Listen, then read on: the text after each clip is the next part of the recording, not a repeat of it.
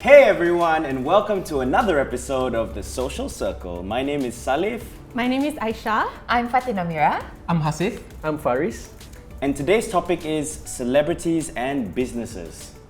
As you guys know, we have two business owners on the panel today. So we have Haseef and Fatin. So let's start with Fatin. Tell us more about your business. Okay, this first. I am the owner of a female clothing line which is called Mannequin. Initially, I started from just dealing with customers via MRT stations, and then I am the one who did like, hello, are you the one who ordered the red top? Yeah, I am. Okay, then we deal over the counter, and then like, oh my god, you need $1 coin. Oh wait, I asked from like some kedai runcit and everything. So we went there. Finally, after that, we gained so much more trust and branding, and then finally, alhamdulillah, we own our own mannequins physical boutique. And alhamdulillah. So I started Katoshka. So we only specialize in carnivals and events. Our first debut was the Geylang Bazaar. Honestly, something that I didn't expect as well. I was just like, you know, they say that Trojan bottle. What does it mean? Means you just go for it. Yeah. I just So we leap of faith. Leap of faith. yeah. Okay. So without any prior experience, I just go for it lah. Why fries though? Like, why not burgers or pizza? And I feel like I need something that's always fast and on the go. So and back then there was no fries. There's no shops that specialize on fries. So that's why I think fries is a good idea. And because of the year that I started, my family went to Amsterdam. So they had this photo of Amsterdam chips. No. It's quite well known. So it's basically like a fries on a cone and they have sauces. So that's where I got the inspiration from lah. Tapi kau punya fries tak fast pun. Aku selalu tengok long queue lama sia. No. Itulah, lepas tu masuk kerja pukul 5 petang. Betul. Aku buka booth sebelah kau, aku dah jual setengah hari, kau masih belum buka. Nak tunggu dia punya French fries. No, retail and F&B is different. I mean, retail and food is different. Because like the amount of prep work that we need to do is it might be opening at 5, but the prep starts like in the morning. I'm always like harassing Haseef for fries. Like I refuse to queue. So the queue is always like super long. But there was this one time, right, where like I actually texted the wrong Haseef. So I messaged this other Haseef in my phone lah. Like, Haseef, can I just have some fries? And this Haseef was like, what are you talking about? I mean, that's another like a good point for us, like Katoshka, because we only specialize in events. I don't know, that's my It keeps the thought people lah. coming, right? You keep them waiting, then like, Yeah, I have to wait for the next event, for the next Katoshka. Correct, yeah. You know the queue thing, right? I think Haseef will agree. It's actually a business strategy. Me! Okay, but Yeah. Typical Singapore strategy. no. So that's the thing. Okay, I mean, there's a part whereby they say like, no, you don't stop the queue entirely. If like you are too fast, right? If there's no queue, people won't start the queue.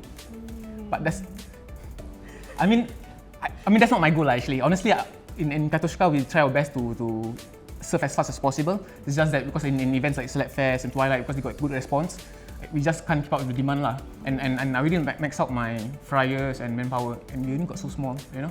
Kira kan just hebat lah. No lah, no.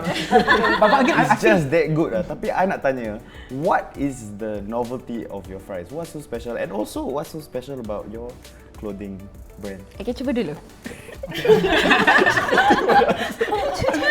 Okay, number one, because I'm very particular about the crispiness of the fries. Make sure it's hot. So the thing, the problem about fries is the moment it's cold, it's not as good lah. Yes. I agree. Continue first. It gets soggy very fast. So and second one, we got the different sauces. So we cater to a certain localized taste lah. So from time to time, we change the sauces and whatnot. Yeah. But, So but do you have like different types of fries, like, or is it just a standard kind of potato? Initially, okay, we focus on russets. But at one point, one of the events, I think 2017, we introduced sweet potato fries. Yo! I love sweet potato I fries. love sweet potato fries. Yeah, I like it too. Sweet potato. Okay, I'm gonna share a little bit about where I bermula. So sebenarnya I graduated from degree in chemical engineering. I did have a profession in Jurong Island and in Tuas in the petrochemical industry for about a year or so. I do not have any money before. I started this when I was probably about 23. So I used my own savings and it was just $2,000. I research sikit-sikit lah. I research dekat online, orang cakap pergi Thailand. So I macam pergi Thailand. Okay, so I'm telling you guys, okay, my trade secret okay. The first day I landed in Thailand, I macam, nak pergi mana? Mana nak orang yang kap, Kerawang, tak ada English, tak ada apa. I macam, oh my god, me and my mother macam, I dah nangis, I dengan luggage. I literally went from door to door knocking on people's door to ask for supplies. Suddenly like, you know, after probably 3 or 4 months, then everybody macam, Fatin has a brand, Fatin has a brand. And I'm like, yes. So it became sold out. Walaupun barang tu barang beli tau. Macam I honestly said it wasn't mine. So finally there was this one product that got really viral. We sold this top which is called the heady top. I think if some of you are watching, probably you will know. So we sold from just like probably 10 pieces, and up till today, after 3 years, we have sold probably about like 12,000 pieces. Wow. Yeah, and it's still one of our most like top selling items in the store. So we have that silhouette where people wear that heady top and bell bottoms. So it's that structure macam, oh, this silhouette is mannequin. So you need to have that signature look of your brand. So that takes time and also the trust between you and your consumers. So now we have a factory there. Wow. Yeah, so I have 6 seamstresses under our Thailand side, and then we have designers as well to help us. So for example, me in Singapore, I would just give a little bit of my guideline like, hey, I need something that's probably macam pregnancy friendly or plus size friendly. So I send over like, you know, my guidelines, and they will send, like, we will discuss the designs, and they will mass produce like, you know, the fabric from scratch, and yep, and that's it. What was like your first self-manufactured design? My first, the one that really got crazy viral is the Aura jumpsuit. That is the one that I proudly say that it's ours. It was produced first probably about 20-25 pieces, and then it went all the way crazy to about 8,000 pieces. Wow. Yeah, so practically everyone, like during Twilight or Celebfest, everyone is either buying an Aura jumpsuit or wearing an Aura jumpsuit. So yeah, there was this one time where 6 customers were in the small space, and then after that, yeah, everyone was trying one Aura jumpsuit in any colour. Then everyone was like, apa yang best sangat seorang jumpsuit? Beli juga ah. You know, macam everybody's talking, sampai ada yang macam cakap like, kau punya Aura jumpsuit aku nampak kat jemputan, pas aku nampak ada dekat like, you know, macam shopping centre. Yeah, it's like that. So I'm like, alhamdulillah, yeah, it's a proud thing for me to see macam, my Aura jumpsuit, that's mine. So Haseef, in your case, your brand is more well known than you. We're not taking anything away from you. No. But for Fatin, I would say it goes hand in hand, does it not? Like, your brand is well known, but you are also well known. So has that helped you in a sense? Okay, our retail, I would say it's a different category, like retail and food. So for me, food, right, I believe in, if your food is good, it doesn't matter where you're from or who did it, it will grow organically. And of course, you have to be sincere about it, and you don't set ridiculous prices. I feel that's the nature of food industry in general. So for retail, I can't say much. Okay, I can safely say personally, I am a very clingy person to my brand. Yes, it can be good and bad because the moment people see me, orang macam, oh, okay, mannequin macam mana, kedai macam mana, atau orang nampak mannequin, Fatin Amira tak ada. Tetapi for me, my next step is I would like to mannequin to be on its own without me. For example, there are so many other brands who is able to survive and we don't know who's the owner. Itu sebenarnya adalah cara yang I would like to push my brand to, sebab for me, I want it to be sampai, you know, a memory for my family, for my generation. And if I would like to go that route, I have to do something to not make my presence too clingy to my brand.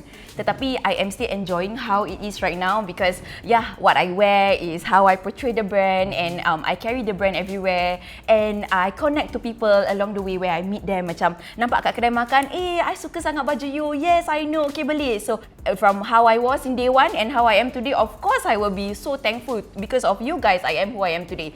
Would you say that like being a public figure or an influencer, right, has helped your business? Okay, to be honest, I feel that definitely, I mean, I'm not going to deny, yes, it has brought the brand forward a little bit more than those probably yang mungkin tak ada. Passion and the hard work is equally same, or it might be double, because once you are this figure that orang macam, dia buat ni okay, now we're going to expect this from her. The expectation is double. The mistakes is you tak boleh salah, because the moment you buat salah, then hence double the expectation for you to cover up. The recovery service is crazy to me. One of the worst experiences, okay, this is going to be very frank. I was at shoot, okay, I was acting. This is a crying scene, okay. I need to put my heart and emotion in this scene. Sekejap lagi ada satu message panjang sampai, okay. It said like, engkau Fatin Amira, selebriti apa ni buat bisnes macam gini? Tak guna pun Melayu. Ni Melayu kalau dah, I vividly remember kalau dah senang sikit lupa daratan. Rezeki tak akan datang untuk orang macam kau kalau bukan customer. Aku baca 1000 kali. Mampus. And I was like, okay, cerita dia apa ni actually? Asal salah aku? Okay, so of course, ya DM. I mata dah meleleh lah. Sebelum masuk scene aku dah meleleh dulu lah. Okay, dah macam tak boleh. Because for me, my brand is everything. Apparently, whatever happened was one of the team in my team did a human error by not pasting like a personal message to this person. That's it. And then But marah I know, until like yes, correct. Marah sampai maki orang. Macam you are not worthy enough to be a celebrity. You're not worthy enough to do a brand. I macam, oh my god, that is really menyakitkan hati on a personal level. Yes, correct. And what I did was I refunded the whole item punya price tau, because I feel that no matter what, customer punya satisfaction is my number one priority. It's okay if I rugi, but you know, tak apa, lain hari ada. That is one of the worst to me. Like it's draining to me. End of the day, kena tanya niat. Kenapa nak buat bisnes? Is it nak kaya? Atau is it nak puaskan hati orang? Atau is it nak puaskan hati sendiri? For me, it is my faith that I can do better than my chemical engineering. I need to make this work. So whatever happens, I will make this work until I die. Amin. Okay, so for me, something similar. It's all like a bad customer experience. Especially the first year, I remember like we are so bad to the point that we take customer's number, say once your fries are ready, we're gonna text you, and come back. Yeah. So that is this one thing. Then when we got number, I remember like our fryer rosak. Oh. So you had one fryer? Yes. So the fryer rosak. Oh my god! And then I don't know, but some people are really into food to the point that I feel like, man, you don't have to be so kasar. And we're trying our best. And I don't know. To me, like it's just food. Of course, I'm not trying to. Fries je, bro. Yeah, exactly. But it's katoshka. No, It's exactly. not just fries. But I understand that. Then they say, Berajuk sih? I think some mengidam and all. Serious like mengidam. Yeah. And not one time, not a few. Have you experienced people like that want to copy your brand? Yeah. So there's this, okay. On 2017, so there's this article, apparently went viral. Went viral? Yeah, the Vulcan Post. Wow. So the thing about this interview, it's a bit clickbaity lah. No, there's a lot of questions in the interview. So I answered that banyak tau. Then one of the question was about the figures of sales, and I don't really like to put the sales lah. Oh my god, yeah, I saw the article. Yeah, then I say, okay lah, just a rough figure, like sales up to a certain amount. Then they took that thing as a title. Oh, this guy earned 10,000 a month. Yeah. Bro, this is only for certain events, it's not every day. And because of that, it got viral lah. But because of that, the next year, for the bazaar, there were at least 3 people that did fries. Yeah. But then again, because I know how it's like, the costing and all, and the demand that you need and the manpower, it's not easy, honestly, especially if you want to fix a price that is quite reasonable. So again, for me, I just focus on myself, and if you want to do it, you do. Yeah. I think you guys, when you do service recovery, you put your heart and soul into the business, right? Correct. So like when something goes wrong, like Fatin, you really went all out to make sure that person is okay. I think same for you as well. So maybe all these new players, they don't really know how to do proper service recovery maybe. So maybe that's why they... Plus tak ada passion, babe. Yeah, passion is super important, right? I think sincerity, the people can sense it. Salif, have you ever thought about starting your own business? No.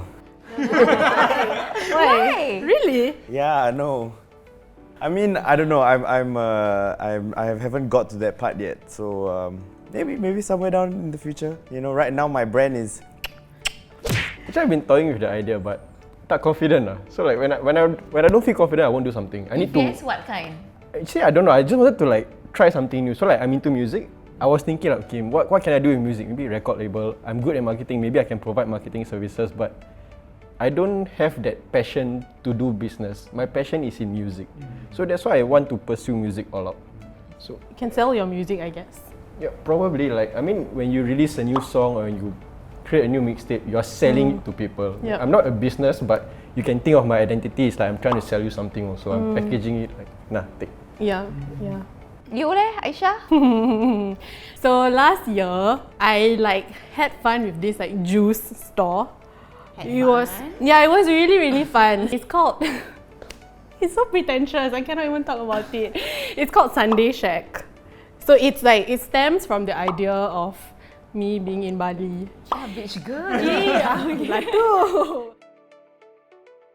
So, Haseef and Fatin, what is your number one top tip for anyone who's an inspiring entrepreneur out there? I feel if you have the itch to do, just go for it.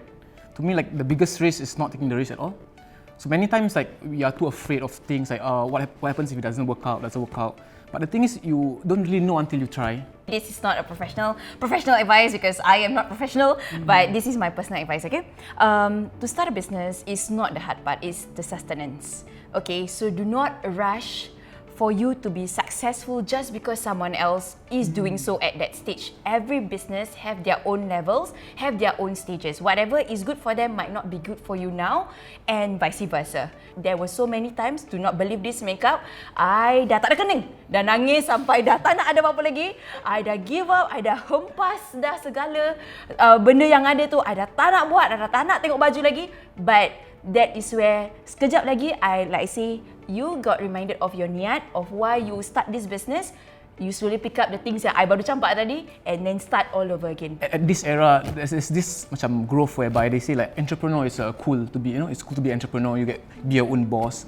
But there are also the other side whereby there are a lot of failure story. We only see the success story. You don't know what happens. In fact, in Geylang Bazaar, I would say almost 50 because like the rental is very high. So I would say 50% actually didn't make it.